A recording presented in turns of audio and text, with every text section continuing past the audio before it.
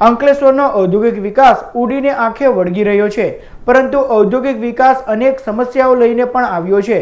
ઔદ્યોગિકરણના કારણે અંકલેશ્વરમાં હવા પ્રદૂષણે માજા મૂકી છે, તો ભૂગર્ભ જળ પર સુરક્ષિત નથી રહ્યા। અંકલેશ્વરની રાજપીપળા ચોકડી નજીકના વિસ્તારોમાં નળમાંથી લાલ અને પીળા રંગનું પ્રદૂષિત પાણી નીકળી રહ્યું છે, જે ખતરાની ઘંટી સમાન છે। એશિયાની સૌથી મોટી ઔદ્યોગિક વસાહત અને કેમિકલ ક્લસ્ટરનું બિરુદ પામેલ અંકલેશ્વર પ્રાણઘાતક પર્યાવરણનો સામનો કરી રહ્યું છે। હવા અને જમીન પ્રદૂષણ બાદ હવે પ્રદૂષણનો ઓછાયો ભૂગર્ભ જળ પર પડી રહ્યો છે। ઔદ્યોગિકરણના પ્રતાપે અંકલેશ્વરની રાજપીપળા ચોકડી સહિતના વિસ્તારોમાં ભૂગર્ભ જળ પ્રદૂષિત થઈ ગયા છે। મીરાનગર સહિતની સોસાયટીમાં નળ ચાલુ કરતા જ લાલ અને પીળા રંગનું પ્રદૂષિત પાણી નીકળે છે। બોરિંગ દ્વારા મળતું આ પાણી તમે નિહાળી શકો છો, જેનો ઉપયોગ અહીંના લોકો રોજિંદા વપરાશમાં કરે છે। રસાયણયુક્ત પાણીના કારણે રહીશોએ પીવાનું પાણી દૂરથી ચાલીને લાવવું પડે છે અથવા મિનરલ વોટર માટે રૂપિયા ખર્ચવા પડે છે।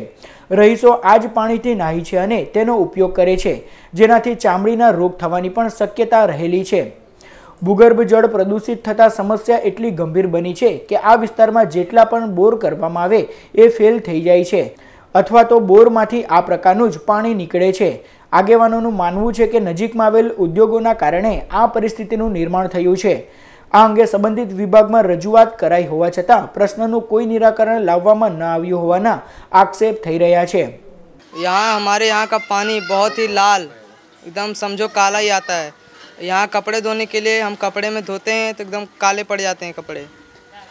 हाँ, पीने पानी हम लोग बाहर से लाते हैं खरीद के पैसे से। और सरकार से विनती है हमें यहाँ पानी वाइट चाहिए। और क्या कहती पानी के बड़ी परेशानी है। पानी जो कुल ख़राब हो गया है। पानी बाहर से खरीद के लिए आते हैं, पानी के पीने के लिए बड़ी परेशानी है। कपड़ा धोते हैं सब खराब हो जाते हैं। ये विनती है सरकार से कि मेरे को पानी मीठा चाहिए पीने के लिए। फरियाद करवामां आवी, जीपीसीबी ने करवामां आवी, नोटिफाई ने करवामां आवी, छतां पण एनो कोई उकेल अत्यार सुधी आव्यो नथी। अमारा पंचायतना जेटला पण कई बोर छे ए बधा बोरो फेल थई रह्या छे। दर वखते अमे नवा नवा बोर करावीए छे, थोड़ा दिवस में एमां झरण पटी जाय छे। अमारी पंचायत पाणी पहोंचाडवा माटेनी एटली बधी संगता अने आटला मोटा विस्तारनी अंदर अत्यारे घणी प्रॉब्लेम भोगवी रही छे। एना माटे अमारे जीपीसीबी અને નોટિફાઈને ઉગ્ર રજૂઆત છે।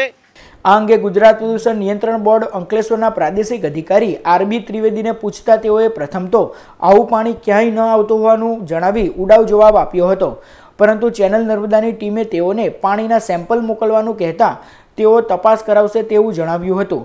જો કે કેમેરા સામે તેઓએ કંઈ પણ બોલવાનો ઇનકાર કરી દીધો હતો। ત્યારે તંત્ર આટલી ગંભીર સમસ્યા બાબતે પણ આંખ આડા કાન કરી રહ્યું હોવાનું લાગી રહ્યું છે। પ્રાણઘાતક પર્યાવરણનો સામનો કરી રહેલ અંકલેશ્વરમાં હવે ભૂગર્ભ જળ પણ સુરક્ષિત નથી રહ્યા। તેનું ઉદાહરણ અંકલેશ્વરના મીરાનગરમાં જોવા મળે છે। મીરાનગરમાં બોરિંગ મારફતે જે આ પાણી આવે છે તે કેટલું પ્રદૂષિત છે તે આપ જોઈ શકો છો।